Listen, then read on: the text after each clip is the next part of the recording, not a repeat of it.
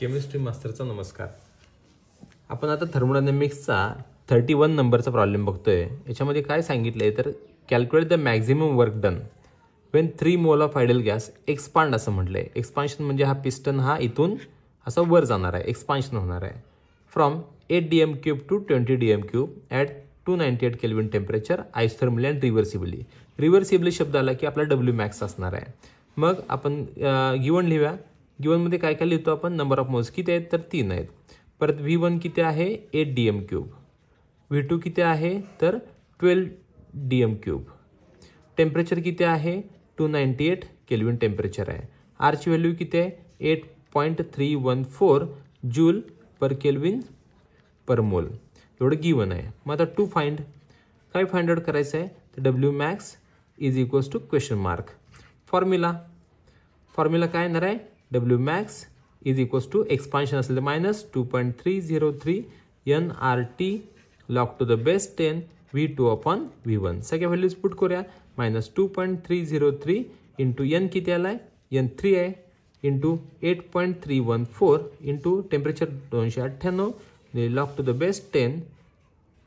Base 10 V2 आहे 12 V1 आहे 8. 8 1 8 8 2 16 sorry 4 1 4 4 2 8 4 त्रिकोण 12 3/2 म्हणजेच 1.5 म्हणजे दीड. मायनस 2.303 इंटू 3 इंटू 8.314 इंटू 298 गुणिले लॉग टू द बेस 10 दीड म्हणजे 1.5. मग minus 2.303 into 3 into 8.314 into 298 into आता याचा लॉग बघावा लागेल. याचा लॉग 0.1761 येतोय.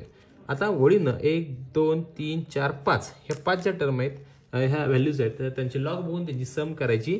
त्यासाठी मी आता सम करायला सुरुवात करतो. याचा लॉग येतोय 0.3623 प्लस याचा लॉग येतोय 0.4771 प्लस याचा लॉग येतोय 0.9198 प्लस याचा लॉग येतोय 2.4742 प्लस याचा लॉग येतोय 12.2457.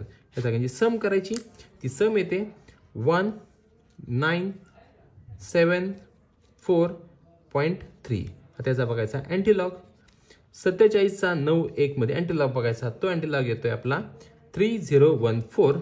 इथं एक डिजिट नंतर बोट ठेवायचं 1 2 3 पॉईंट इथं द्यायला. याचा अर्थ W max is equals to minus 3014 joule.